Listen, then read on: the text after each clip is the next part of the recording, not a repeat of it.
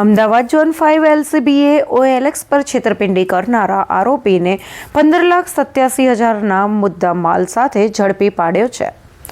LCB zone 5ની ટીમે મોટી સફળતા હાંસલ કરી છે। રામોલ પોલીસ સ્ટેશન વિસ્તારમાં પેટ્રોલિંગ દરમિયાન ચોક્કસ બાતમીના આધારે સુરેશકુમાર નાથાલાલ ઠુમ્મરને ઝડપી પાડ્યો। તપાસ દરમિયાન આરોપી પાસેથી કુલ 15,87,389નો મુદ્દામાલ કબજે લેવામાં આવ્યો છે, જેમાં મોંઘા laptop, mobile phone, DJI drone, high and headphone અને અન્ય ઇલેક્ટ્રોનિક સામાનનો સમાવેશ થાય છે। પોલીસમાં તપાસમાં ખુલ્યું છે કે આરોપી ઓએલએક્સ એપ્લિકેશન પર વેચાણ માટે મુકાયેલી વસ્તુઓને નિશાન બનાવતો હતો।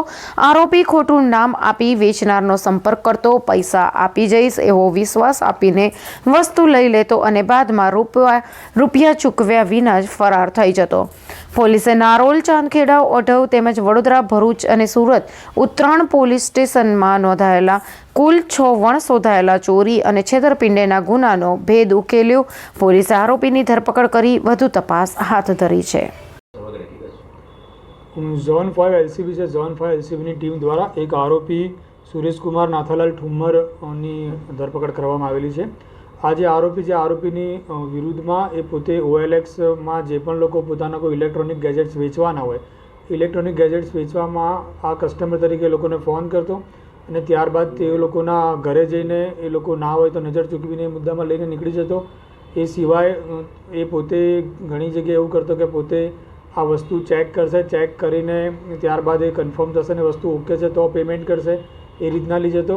અથવા તો પછી જ્યારે પણ કોઈ કસ્ટમર ઘરે ના હોય એવા ટાઈમે કસ્ટમરને પોતાની વસ્તુ કે આજુબાજુમાં આપી દેવા અથવા કોઈ જગ્યાએ મૂકી દેવા અને પોતે ચેક કરીને ગમશે તો એ પેમેન્ટ આપી દેશે અને જે માર્કેટ રેટ હોય, માર્કેટ રેટ કરતાં વધુ રેટ કસ્ટમરને ઓફર કરતો, એટલે જેનાથી જે વસ્તુ વેચનારા છે એ લોકો એનાથી આકર્ષિત થઈ આની જોડે ડીલ કરતા હતા અને ત્યારબાદ હું વસ્તુ લઈ જઈને ઓનલાઈન પેમેન્ટ કરી દઈશ, પણ તે ઓનલાઈન પેમેન્ટ કરતો નહોતો।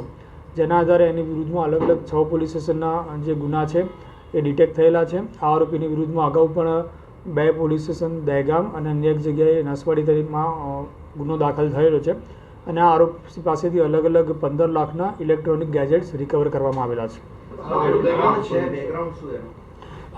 આરોપીનું નામ સુરેશકુમાર નાથાલાલ ઠુમ્મર છે અને એ ઘણા ટાઈમથી છેલ્લે આ જ એમો કરે છે। અગાઉ એ છૂટક નોકરી કરતો હતો, પણ છેલ્લા 2 વર્ષથી એણે આ નોકરી બંધ કરીને આ જ રીતની એમોથી લોકો જોડે ચીટિંગ કરે છે। ઇલેક્ટ્રિક આઇટમો સિલેક્ટ કરવાનું કારણ શું સ્પેસિફિક? હું પોતે ઇલેક્ટ્રોનિક આઇટમ એટલે સિલેક્ટ કરતો હતો કે એનું જે રિસેલમાં છે એ પછી ગામડામાં લોકોને વેચી મારતો હતો, એટલે ત્યાં આગળ અન્ય કોઈ વસ્તુઓ જલ્દી લોકો એટ્રેક્ટ નતા થતા, પણ જે ઇયરફોન્સ છે, મોબાઈલ્સ છે, લેપટોપ છે એ લોકોને ઇઝીથી એનું વેચાઈ જતું હતું અને એ ઇલેક્ટ્રોનિક વસ્તુઓ પોતે ચેક કરશે અને ઓકે લાગશે એ કરીને શ્યોરિટી સાથે એ ચેક કરવા લઈ જતો, જેના કારણે આવી વસ્તુ સિલેક્ટ કરતો હતો। પોતાની ઓળખ કેવી રીતે છુપાવતો જ્યારે દરેક વ્યક્તિને મળતો ત્યારે? એણે અલગ અલગ 3 નામથી ઓએલએક્સમાં એણે પોતાના એકાઉન્ટ બનાવેલા છે કે જેમાંથી 3માંથી એકેમાં પોતાનું નામ નથી અને અન્ય લોકોના નામ સાથે જ એ આગળ જઈને કોઈ પણ વસ્તુ ઘણી બધી જગ્યાએ ટ્રાય કરતો ને જ્યારે કોઈ એનું સક્સેસ જાય પછી એ 15-20 દિવસ સુધી પોતાનો મોબાઈલ બંધ કરી દેતો હતો અને ત્યારબાદ ફરીથી એ અન્ય કોઈ નામથી ઓએલએક્સ પર ફરી ધંધો ચાલુ કરતો હતો।